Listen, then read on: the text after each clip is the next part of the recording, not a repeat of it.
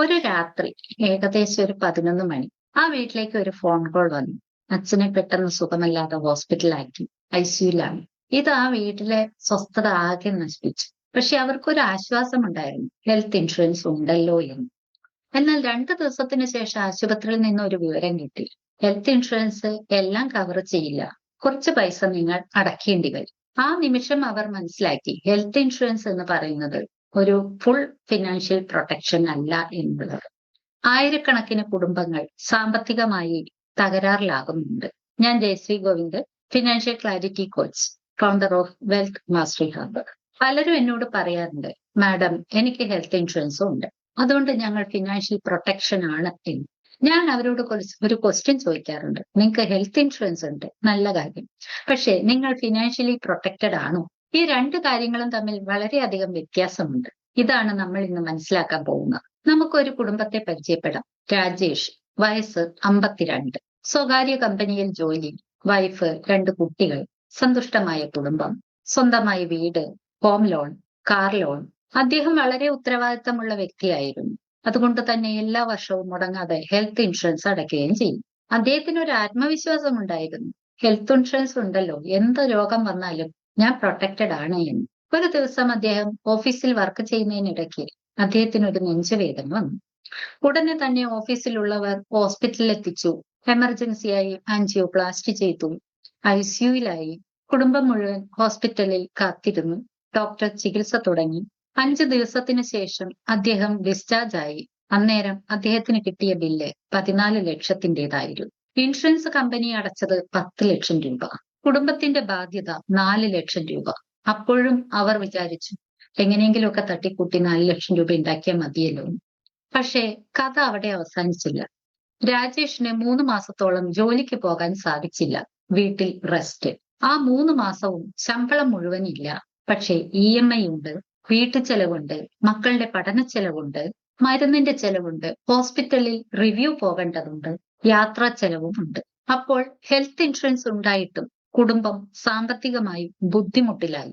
കാരണം അവർക്ക് health insurance ഉണ്ടായിരുന്നു, പക്ഷേ ഫിനാൻഷ്യൽ പ്രൊട്ടക്ഷൻ പ്ലാൻ ഉണ്ടായിരുന്നില്ല. ഇതാണ് പല കുടുംബങ്ങളും ചെയ്യുന്ന വലിയ തെറ്റ്. ഇപ്പോൾ നിങ്ങൾ ചിന്തിക്കുന്നുണ്ടാവും, അപ്പോൾ ഹെൽത്ത് ഇൻഷുറൻസ് പോരെയെന്ന്. പക്ഷേ ഹെൽത്ത് ഇൻഷുറൻസ് അത്യാവശ്യമാണ്, അതുകൊണ്ട് മാത്രമായില്ല. അതെന്തുകൊണ്ടാണെന്ന് ഞാൻ ഒരു ചെറിയ ഉദാഹരണത്തിലൂടെ വിശദീകരിക്കാം. ഇപ്പോൾ നിങ്ങൾ ചിന്തിക്കുന്നുണ്ടാവും, ഹെൽത്ത് ഇൻഷുറൻസ് ഉണ്ടായിട്ടും പിന്നെ എന്താണ് കുറവ് എന്ന്. നമുക്ക് വളരെ ലളിതമായിട്ട് നോക്കാം. ഒരു ഹോസ്പിറ്റൽ ബില്ല് 12 ലക്ഷം രൂപയായി എന്ന് കരുതുക. നിങ്ങളുടെ ഇൻഷുറൻസ് കമ്പനി 10 ലക്ഷം രൂപ പേയ്മെന്റ് നടത്തി. നിങ്ങൾ അതിൽ സന്തോഷിക്കുകയും ചെയ്തു. പക്ഷേ ബാക്കിയുള്ള 2 ലക്ഷം അതാരാണ് നടത്തുക? അത് നിങ്ങളുടെ പോക്കറ്റിൽ നിന്നല്ലേ? അതോടുകൂടി എല്ലാം തീർന്നോ? ഇല്ല. കാരണം യഥാർത്ഥ ചെലവുകൾ പലപ്പോഴും ആശുപത്രി ബില്ലിൽ മാത്രം ഒതുങ്ങുന്നില്ല. നമുക്ക് നോക്കാം. ഒരു ഹോസ്പിറ്റൽ ബില്ല്, ഒരു insurance coverage, family. Hospital bill വന്നാൽ കുടുംബത്തിന് വരുന്ന മറ്റ് ചെലവുകളും ഇല്ലേ? ഒന്നാമത്തത് ഇൻകം ലോസ്. കുടുംബത്തിലെ പ്രധാന വരുമാനക്കാരനാണ് രോഗിയെങ്കിൽ അടുത്ത മാസം മുതൽ അദ്ദേഹത്തിന്റെ ശമ്പളം കുറയാം. ചിലപ്പോൾ ശമ്പളം ഒട്ടും തന്നെ കിട്ടിയില്ലെന്നും വരാം. അപ്പോൾ വീട്ടു ചെലവ് നടക്കണ്ടേ? കുട്ടികളുടെ പഠന ചിലവ് നടക്കണ്ടേ? ഹോം ലോൺ, കാർ ലോൺ, മറ്റ് EMIകൾ, ഇതെല്ലാം ബാങ്ക് നിർത്തിവെക്കില്ലല്ലോ. ഇനി റിക്കവറി പീരീഡ്. ഹോസ്പിറ്റലിൽ നിന്നും വീട്ടിൽ വന്നു എന്ന് കരുതി പിറ്റേന്ന് തന്നെ അദ്ദേഹത്തിന് ജോലിക്ക് പോകാൻ സാധിക്കില്ലല്ലോ. ജീവിതം പഴയതുപോലെ ഉടനെ തന്നെ ആകില്ല. മെഡിസിൻ എടുക്കണം, റെസ്റ്റ് വേണം, ഫിസിയോതെറാപ്പി ഉണ്ടാകും, റിവ്യൂ ഉണ്ടാകും, സ്പെഷ്യൽ ഡയറ്റ് ഉണ്ടാകും. ഇതെല്ലാം തന്നെ ചെലവല്ലേ? ഇപ്പോൾ ഒന്ന് ആലോചിച്ചു നോക്കൂ, ഹെൽത്ത് ഇൻഷുറൻസ് ഇതെല്ലാം കവർ ചെയ്യുമോ? പലപ്പോഴും ഇല്ല. ഇതാണ് നമ്മൾ മനസ്സിലാക്കേണ്ട ഒരു കാര്യം. ഹെൽത്ത് ഇൻഷുറൻസ് രോഗത്തെ ചികിത്സിക്കാനായിട്ട് സഹായിക്കും. ഫിനാൻഷ്യൽ പ്ലാനിംഗ് കുടുംബത്തെ സാമ്പത്തികമായും സംരക്ഷിക്കും. ഇത് രണ്ടും രണ്ടാണ്. നമുക്ക് 2 കുടുംബങ്ങളെ നോക്കാം. 2 കുടുംബങ്ങൾക്കും 10 ലക്ഷത്തിന്റെ ഹെൽത്ത് ഇൻഷുറൻസ് കവറേജും ഉണ്ട്. ആദ്യ കുടുംബം ഇൻഷുറൻസ് മാത്രം എടുത്തു. രണ്ടാമത്തെ കുടുംബം ഇൻഷുറൻസ് എടുക്കുന്നതിനോടൊപ്പം തന്നെ ഒരു എമർജൻസി ഫണ്ട് കൂടെ സ്വരൂപിച്ചു വച്ചു. ഇൻകം പ്രൊട്ടക്ഷൻ പ്ലാൻ ചെയ്തു. കുറച്ച് സേവിങ്സ് ലിക്വിഡിറ്റി ആയിട്ട് വച്ചു. ഇപ്പോൾ 2 പേർക്കും ഒരേ രോഗം വന്നു എന്ന് കരുതുക. ആരായിരിക്കും കൂടുതൽ മനസമാധാനത്തോടെയും ആ സാഹചര്യത്തെ നേരിടുക? രണ്ടാമത്തെ കുടുംബം അല്ലേ? കാരണം അവർ ഹോസ്പിറ്റൽ ബില്ല് പ്രൊട്ടക്ഷൻ ചെയ്യുന്നതിനോടൊപ്പം തന്നെ അവരുടെ ഫിനാൻഷ്യൽ പ്രൊട്ടക്ഷനും കൂടി നടത്തിയിരിക്കുന്നു.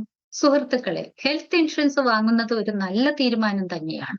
പക്ഷേ അതിനെ മാത്രം ആശ്രയിക്കരുത്. അതിനെ മാത്രം ആശ്രയിക്കുന്നത് ഒരു അപകടകരമായ തീരുമാനമാണ്. ഹെൽത്ത് ഇൻഷുറൻസിനോടൊപ്പം തന്നെ നിങ്ങളുടെ ഫിനാൻഷ്യൽ പ്രൊട്ടക്ഷൻ കൂടി നിങ്ങൾ പ്ലാൻ ചെയ്യേണ്ടത് അത്യാവശ്യമാണ്. ഞാൻ എന്റെ എല്ലാ ക്ലയന്റിനും ഒരു ഫിനാൻഷ്യൽ പിരമിഡ് വരച്ചു കൊടുക്കാറുണ്ട്. ഏറ്റവും താഴെ എമർജൻസി ഫണ്ട്, അതിനു മുകളിൽ ഹെൽത്ത് ഇൻഷുറൻസ്, അതിനു മുകളിൽ ലൈഫ് ഇൻഷുറൻസ്, അതിനു മുകളിൽ റിട്ടയർമെന്റ് പ്ലാനിംഗ്, അതിനുശേഷം വെൽത്ത് ക്രിയേഷൻ. ഇപ്പോൾ ഒന്ന് ചിന്തിക്കൂ, താഴെയുള്ള അടിത്തറ ഇല്ലെങ്കിൽ മുകളിലുള്ളത് എത്ര ശക്തമായാലും ആ കെട്ടിടം സുരക്ഷിതമായിരിക്കുമോ? അല്ല, ഒരിക്കലുമല്ല. ഒരു കുടുംബത്തിന് 5 ലക്ഷം രൂപയുടെ മ്യൂച്വൽ ഫണ്ട് ഉണ്ടായിരുന്നു എന്ന് കരുതുക. 30 ലക്ഷം ഫിക്സഡ് ഡെപ്പോസിറ്റും ഉണ്ടാക്കി. പക്ഷേ എമർജൻസി ഫണ്ട് ഇല്ല. ഒരു മെഡിക്കൽ എമർജൻസി വന്നു. മാർക്കറ്റ് ഡൗൺ ആയ സമയത്ത് മ്യൂച്വൽ ഫണ്ട് വിറ്റു. അവർക്ക് എന്താണ് സംഭവിക്കുക? തീർച്ചയായും ലോസ് ആയിരിക്കും. മാർക്കറ്റ് ഡൗൺ ആയതുകൊണ്ടല്ല, അവർക്ക് ഫിനാൻഷ്യൽ പ്ലാനിംഗ് ഇല്ലാത്തത് കൊണ്ടാണ് അങ്ങനെ സംഭവിക്കുന്നത്. ഇപ്പോൾ ഞാൻ നിങ്ങളോട് 3 ചോദ്യങ്ങൾ ചോദിക്കാം. ഒന്നാമത്തത്, നിങ്ങളുടെ ഹെൽത്ത് ഇൻഷുറൻസ് എത്ര കവർ ചെയ്യുന്നുണ്ട്? 2, നിങ്ങളുടെ എമർജൻസി ഫണ്ട് എത്ര മാസത്തേക്ക് മുന്നോട്ട് പോകാൻ സഹായിക്കും? 3, നിങ്ങൾക്ക് ഒരു 6 മാസം ജോലിക്ക് പോകാൻ കഴിയാതെ വന്നാൽ നിങ്ങളുടെ കുടുംബം എങ്ങനെ മുന്നോട്ട് പോകും? ഈ 3 ചോദ്യങ്ങൾക്കും കൃത്യമായ ഉത്തരമില്ലെങ്കിൽ നിങ്ങളുടെ ഫിനാൻഷ്യൽ പ്ലാനിംഗ് ആരംഭിക്കേണ്ട സമയമായി എന്ന്. ഇനി ഒരു പ്രധാന ചോദ്യമുണ്ട്.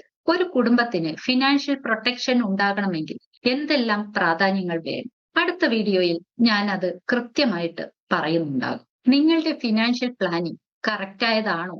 നിങ്ങൾക്ക് ഫിനാൻഷ്യൽ ക്ലാരിറ്റി ഉണ്ടോ എന്ന് പരിശോധിക്കണമെങ്കിൽ താഴെ കാണുന്ന ലിങ്കിൽ ക്ലിക്ക് ചെയ്ത് വെറും 5 മിനിറ്റ് കൊണ്ട് നിങ്ങളുടെ ഫിനാൻഷ്യൽ സ്കോർ മനസ്സിലാക്കും.